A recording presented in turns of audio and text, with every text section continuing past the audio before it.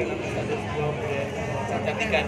Ya seneng banget ya, aku selalu seneng kalau misalnya dipercaya menjadi brand ambassador gitu. Berarti kan aku dipercaya untuk mempunyai tanggung jawab merepresentasikan produk tersebut gitu. Dan kebetulan karena ini produk kecantikan, produk make up yang aku juga suka make up dan selalu make up sehari-hari sendiri. Bahkan beberapa premier film aku juga aku make up sendiri gitu. Jadi sangat sangat menyenangkan buat aku untuk ngasih tahu ke orang make up apa yang bagus, terus juga produknya seperti apa, dan mengaplikasikannya sendiri ke muka aku, coba-coba make upnya seperti apa. Jadi kayak bakal menjadi journey yang menyenangkan buat aku. Real sebelum diminta sebagai brand ambassador perlu memikirkan lagi nggak sih?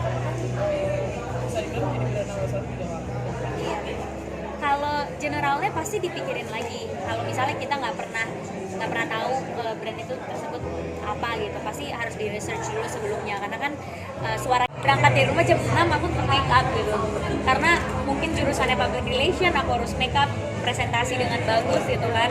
Terus juga syuting, mau dapat peran yang SMA ke atau peran tomboy ke, tetap aja kita perlu make up sih menurut aku, untuk nutupin kantong mata atau sedikit pakai maskara, nyempurnain bentuk alis gitu-gitu. Menurut aku sih tetap perlu.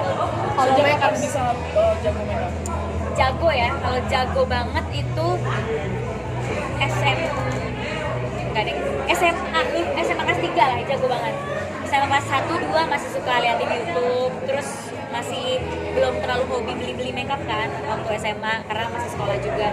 Tapi pas SMA kelas 3 udah mulai syuting sinetron stripping, terus udah abis itu mulai banyak acara di TV, udah tuh mulai belajar makeup sendiri. Dan aku udah bisa bilang ya aku jago deh. Kamu tuh berapa sendiri merasa pede karena mungkin makeup juga, karena beberapa orang kan ada yang berkomentari yang nggak enak gitu. Oh, kalau misalnya makeup ketebelan gitu ya.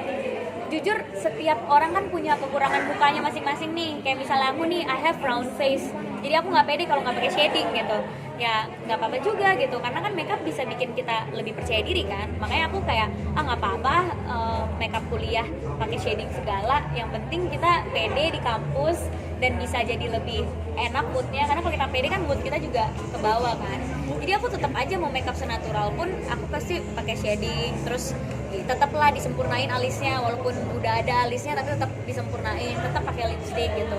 Dan menurut aku zaman sekarang kayaknya udah jarang juga cewek keluar kayak bare face gitu. Malah menurut aku kalau keluar bare face nggak pakai makeup sama sekali, kelihatannya malah kayak nggak niat gitu kan. Jadi ya tetaplah harus ada sentuhan-sentuhan makeup supaya kelihatan lebih representatif sama kelihatan lebih percaya diri juga. Dia tampil profilnya ini masih terima bully dari netizen nggak sih kamu pribadi? Kalau bully sih udah pasti ya, karena kan mulut orang banyak nih ya, terus cobaan orang makin banyak yang follow, tapi makin banyak juga yang kepo dan makin banyak juga yang nyari kekurangan kita gitu. Tapi menurut aku itu udah resiko aku sebagai public figure, walaupun sebenarnya kalau kita pikirin nggak adil juga ya jadi public figure, orang jadi bebas mengomentari kita. Cuma ya udah tutup kuping aja, terus bersyukur. Jadinya aku lebih bersyukur sih, kayak ngaca tiap hari bersyukur. Banyak orang yang mungkin pengen kayak aku, banyak orang yang anggota tubuhnya nggak lengkap dan segala macam.